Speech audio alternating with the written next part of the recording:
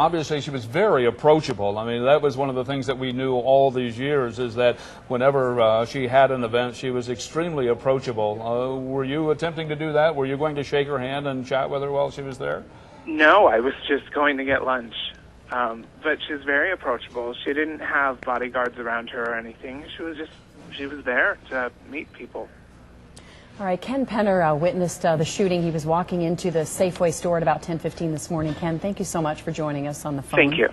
Thank you very much. And we want to tell you, once again, University Medical Center, we just got off the phone with a spokesman there, and they told us that the Congresswoman is in surgery right now. And they are going to be holding a news conference in just a little bit, and of course we will let you know what they tell us. Right, and getting back to the Congresswoman for all of these years, and it's good to know that the hospital called us and let us know that she is in surgery, which means that the speculation and the rumors that she has died are certainly just that, just rumors. If UMC calls us and tells us that she's in surgery, we're going to go with what UMC tells us. So in some respects, that's probably very good news. All right, let's go back out now to KOLD News 13's Mark Stein, who's live at the scene of the shooting at Oracle and Ina. Mark? And a 1:30 press conference, I've been told, as well. All right. Mark, a 1:30 press conference, and I think that's going to open up a lot of this information. We've been digging for this information since about 11 o'clock this morning when we received a press conference from the Pima County Sheriff's Department. At that point, they told us that up to 12 people were injured. We are now getting confirmed that 11 people were actually injured during this incident. 4 of those people were killed, 7 were shot and injured. One of those being Congresswoman Gabrielle Giffords. We are being told by University Medical Center that Congresswoman is in surgery and alive at this point, and we want to let everybody know that this information is coming in. We're getting our information from multiple sources, but at this point, University Medical Center is telling us that Gabrielle Giffords is alive and in surgery. And at this point, you can see Ina and Oracle is totally shut down still at this hour from this event that happened at 10:15 today. And I'm going to have Edgar pan down the street for you here. This is a situation you want to avoid this area at all costs. This is something that is shut down. A huge intersection here on the northwest side. No traffic is passing through Ina and Oracle, and you can see that traffic is being diverted by police. They're doing a good job keeping everyone away, and this entire plaza, no one has been in or out except for the authorities in the last couple of hours. And I can tell you, definitely stay away from this area. And if Edgar can pan down for me, you can actually see the people who are gathering here looking for information. A lot of people concerned, wondering what is happening, and some of these people are really just stuck here because they can't get out because of the traffic situation. So a lot of people concerned, looking on their cell phones, trying to get all the information they can, just as we are. But we can tell you that Congresswoman Gabrielle Giffords is in surgery at University Medical Center. And of course, the thoughts and prayers of everyone are with her at this point, and of course, everyone else who was involved in this situation. Also, the suspect in this case, there are multiple reports that someone actually tackled that suspect during the shooting. We are told that that suspect, reportedly in his late teens or early 20s, is in custody at this hour. The Pima County Sheriff's Department is investigating. They are here on scene. They are trying to figure out and question everyone involved. And as you heard there, many of those witnesses who were here were really just bystanders. A lot of people probably just shopping at this center, going to the bank, anything like that here at the shopping center. So a lot of those people have to be questioned by police about what happened here today. But I can tell you that Congresswoman Gabrielle Giffords in surgery at University Medical Center, and Ina and Oracle here shut down. Definitely avoid the northwest side at this point in time. Mark, going back to the suspect, we had a witness on the phone just a few minutes ago. He did not see the suspect. He heard the shooting. He saw Gabrielle Giffords before he walked into the Safeway store. And the shooting began just seconds after that, so he wasn't able to see the suspect. I understand there were reports earlier that the person drove up in a vehicle, but then there were other reports that he was on foot. Do you know which one? Well, we actually don't know, but I can tell you, Mindy, right after we arrived, around 10:45, I can tell you that several SWAT members were going through the parking lot with long guns pointed at trunks, pointing at the inside of cars, searching for something. We aren't sure exactly if they were just doing a routine check or if they were looking for information from that suspect's vehicle, if that suspect even had a vehicle here. We are not sure how that suspect got there, but we are told that that suspect walked up with one gun, possibly multiple guns, according to the Sheriff's Department, and opened fire on this Congress on Your Corner. All right, thank you so much, Mark. I'm Mindy Blake, and along with KOLD News 13's Heather Rowe. If you're just tuning us in right now, we want to get you up to date on what's happened. U.S. Representative Gabrielle Giffords is in surgery right now after being shot this morning. 4 people. Hey, Joel, real quick, before we let you go, last time when we touched base with you, you mentioned that Police Chief Roberto Villaseñor had shown up at the hospital. He was heading in there, very somber look on his face. Also, at least one city council member. Anyone else from the city or county that's shown up over the last 30 minutes or so? Ian, repeat that question one more time, because I'm having a little issue with my earpiece. Sure. You mentioned that the Police Chief Roberto Villaseñor was there, as well as at least one city council member. Anyone else from the city, from the county that's shown up over the last 45 minutes or so?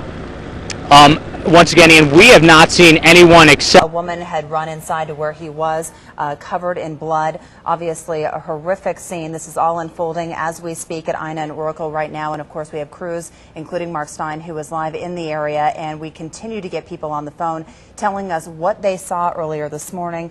A meet and greet, right, that was happening there at Ina and Oracle.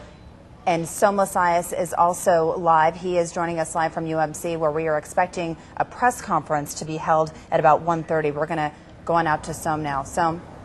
That's what we're hearing. We're hearing that a press conference will be held inside the University Medical Center at 1:30. Again, as Tucson, I know we have some national media outlets tuning into us. Tucson is a city of more than 1 million people, but it really has a very small town feel, and you really get the sense today that this community is coming together in light of what we are hearing. But once again, Ian, we cannot stress this enough. While other media outlets are reporting various figures about injuries, potential deaths, right now none of that is official, and we will get that at 1:30 today from the University Medical Center. We will keep you posted. We'll be inside that news conference, and we'll let you know what we know as soon as we get it. We can tell you whatever you want to ask me about what's going out here, Ian and Tammy. I'm happy to answer that for you. All right. Joel, it's Jennifer Waddell here. I want to say thank you and want to say good afternoon to all of you. Tammy Vo, who you've been seeing for a good part of the morning, has just stepped out of the studio. She's going to be working with our team to get more information. We are making a lot of phone calls.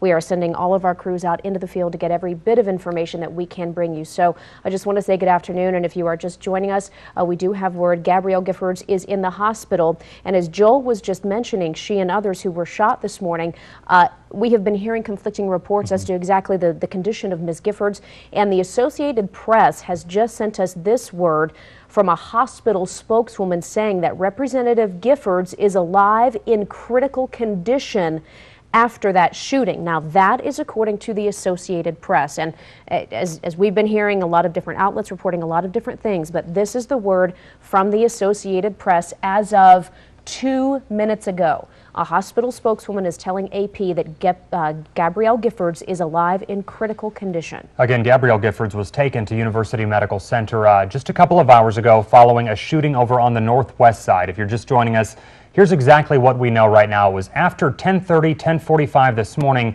when the Congresswoman was holding what's called a Congress at Your Corner event. These are events where she goes out and is able to meet with her constituents in a one-on-one basis. She was holding that outside of a Safeway supermarket on the northwest side when we understand a gunman approached and opened fire. We heard 9 on Your Side's Jessica Chapin describe that gunfire based on witness accounts as very rapid, very fast, but we understand there was only one gunman involved. A couple of individuals, from what we're hearing, tackled the gunman. He was taken down and arrested in custody, unharmed.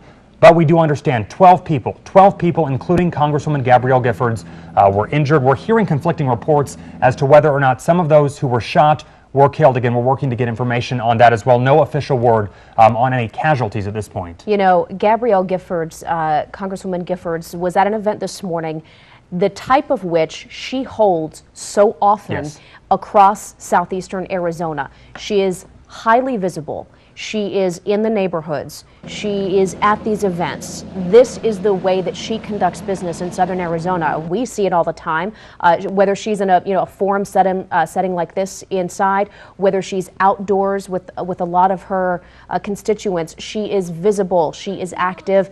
She puts herself out there, and sadly, these are the kinds of events that don't have the security, if you could call it that would equal, presidential security. I mean, she doesn't have teams of bodyguards or bulletproof glass, and unfortunately, when our leaders put themselves in the public like this, you have to wonder whether they think this kind of thing would happen. I mean, you pray that it never does, but she has made a mark in Southern Arizona by doing that, by being so visible and so interactive with the community. And these are the events that she thrived in. She loved coming back to her district and talking with folks. I talked with her on Thursday, just after she'd been sworn in for her third term in office.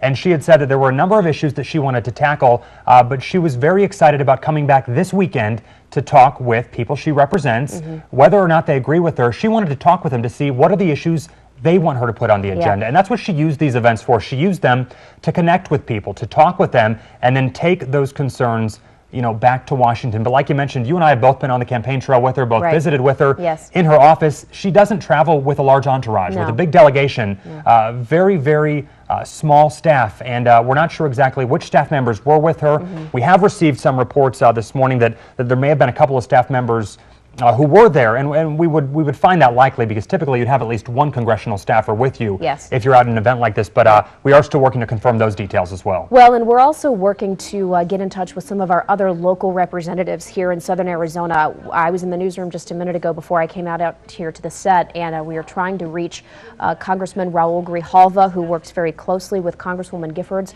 We are trying to reach him for comment, to see what he knows, how he's feeling, how people are responding, whether they're here or back on Capitol Hill.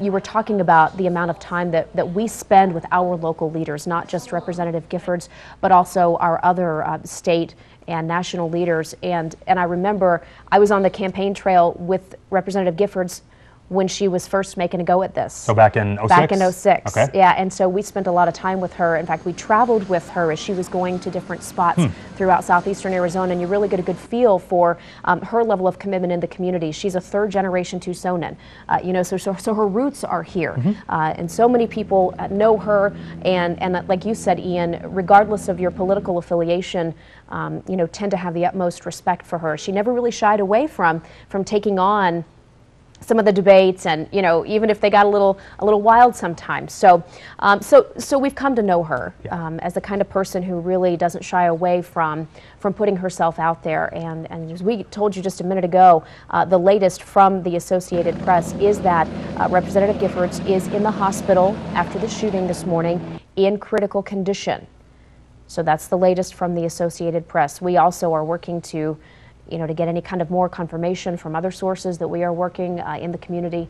And as soon as we know anything else about that, we will, of course, let you know. Again, this is video that we're seeing here in our newsroom. This is up at Ina and Oracle, just outside the area where the Congresswoman was holding this Congress on Your Corner event. You can see a number of police cars, fire trucks. From what we understand, this area is still blocked off and will be for several hours now. They've had to clear an area so they can use a helicopter to transport patients to UMC and potentially or possibly other area hospitals. But we understand as well that witnesses, people who were nearby when the shooting happened, are still being questioned by authorities. Folks just trying to figure out exactly what led to this. We understand from what we have been told that only one gunman was there. That person has been taken into custody, but still as a precaution, that whole area was put on lockdown. Nearby businesses were evacuated, and sheriff's deputies went car by car to make sure there was no one else hiding out in the parking lot. Wanted to make sure they had that situation right under control. The kind of canvassing that has to happen in this kind of a situation is unlike anything we rarely see in Southern Arizona. I mean, this is just not the kind of thing that we talk about. This kind of thing doesn't happen here. No.